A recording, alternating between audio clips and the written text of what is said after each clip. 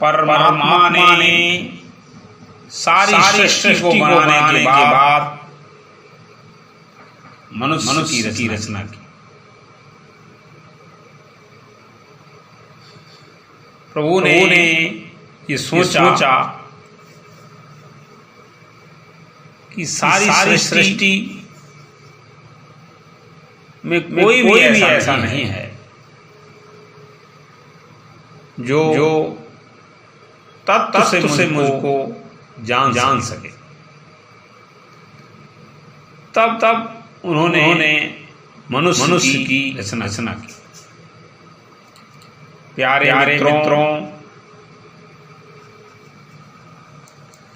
मनुष्य ही सारे चराचर में वो प्राणी है जो खुद को जान सकता है, संसार को जान सकता है, आत्मा को जान सकता है और परमात्मा को जान सकता है, उनसे मिल सकता है।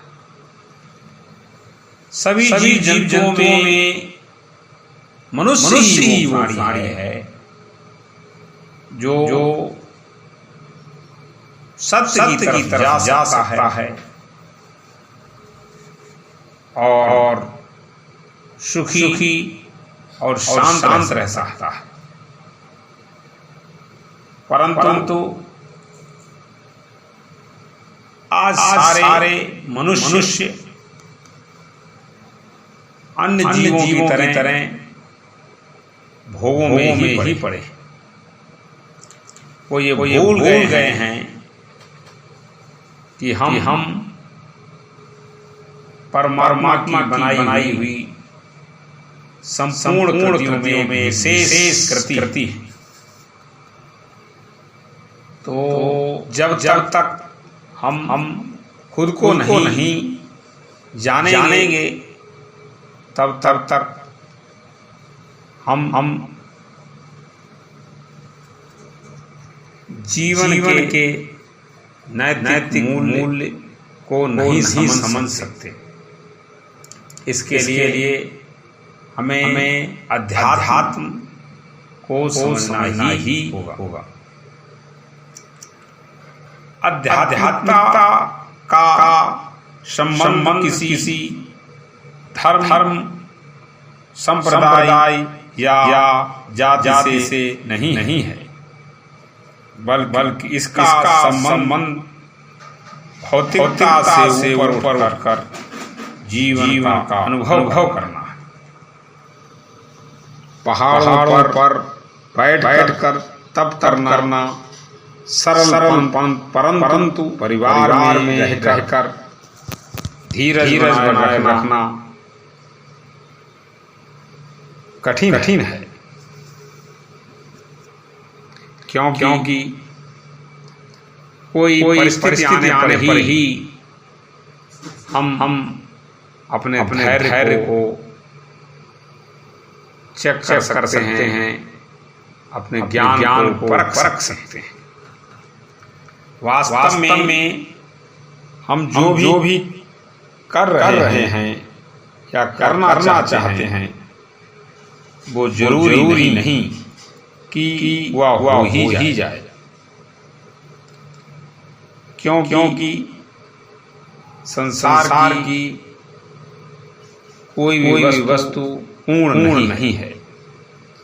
इसलिए इस संसार में कोई भी कर्म पूर्ण नहीं हो सकता।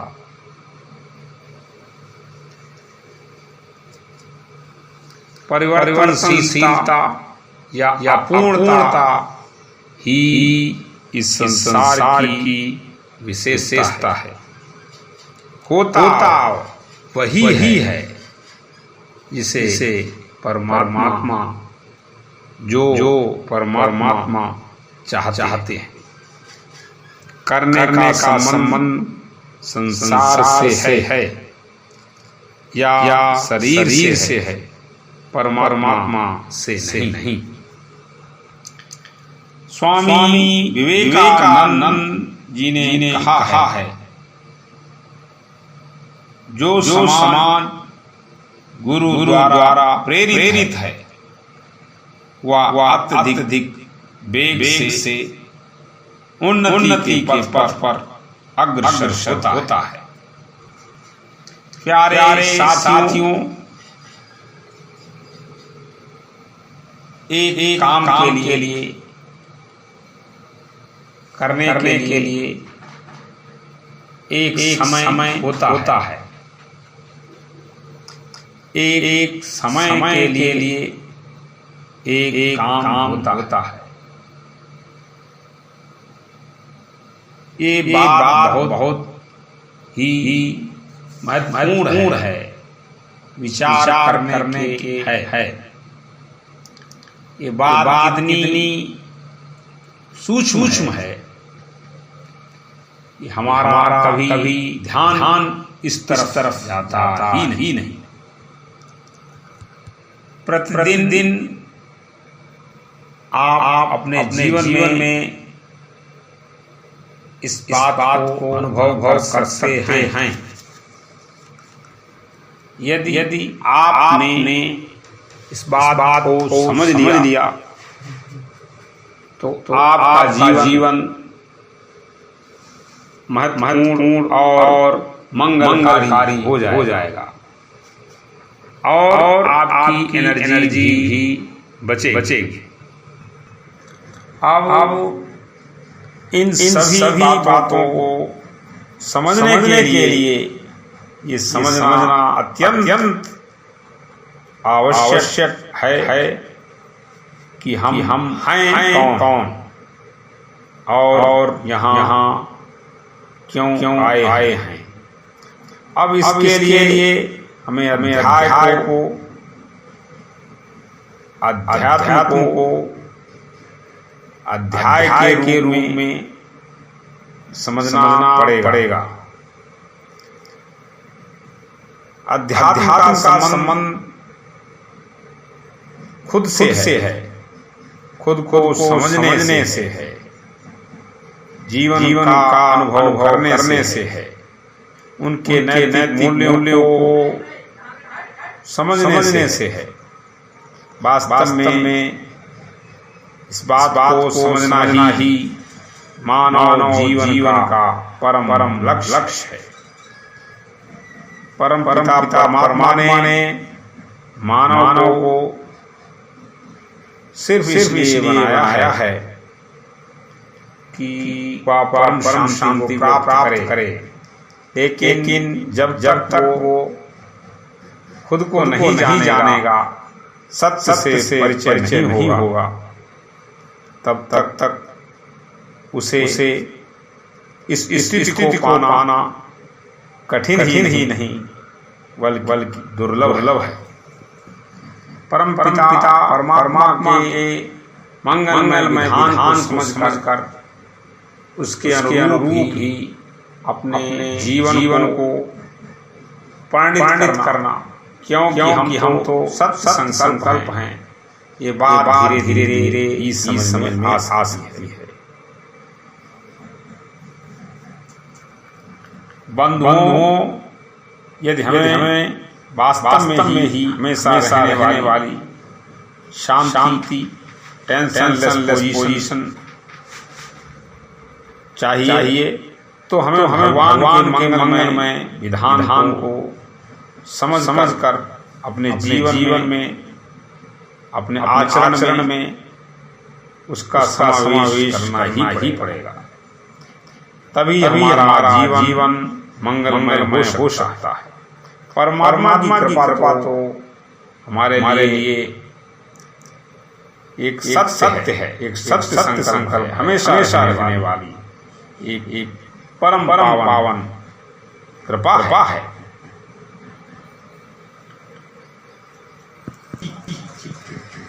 इस बात को समझने के लिए हमारे महापुरुषों ने अपना पूरा जीवन लगा दिया और अनेकों धर्म ग्रंथों की रचना की। पर हमारा ये कहना है कि जब तक आप संसार की बदलने वाली नाशवान असत परिवर्तनशील चीजों से सुखी होना चाहोगे, तब तक आपको हमेशा रहने वाली चैन सुख शांति नहीं मिल सकती, नहीं मिल सकती, क्योंकि संसार की सभी चीजें नाशवान एवं विनाशी हैं। ये बात भी धर्म में गुरु परंपरा के किसी भी धर्म में गुरु परंपरा के द्वारा ही समझी जा सकती है। दूसरा कोई रास्ता नहीं है, ना हो सकता है। ये बात तो छोटी लगती है, पर इसको समझना उतना ही कठिन एवं मुश्किल है।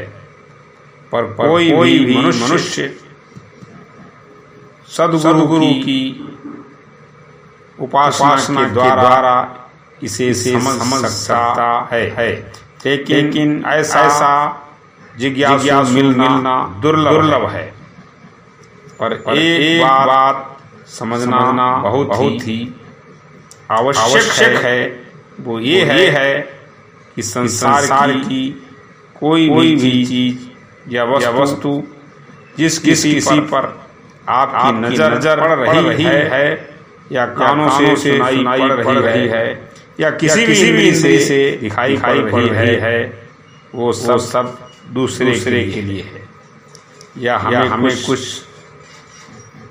वो सब दूसरे के लिए है, या हमें कुछ समझने के लिए है, या हमें कुछ समझाने के लिए है। तो परमात्मा के इस विधान में दुख का कोई कारण नहीं है। हम स्वयं अपने विधान को बनाकर उसके चारों ओर एक जाल बुनते हैं और फिर उस जाल में अपने द्वारा बनाए हुए उस जाल में स्वयं ही फंस जाते हैं। क्या ये मानव जीवन की वास्तविकता है? क्या परम पिता ने मनुष्य को दुखी होने के लिए या हर समय अशांत रहने के लिए बनाया है?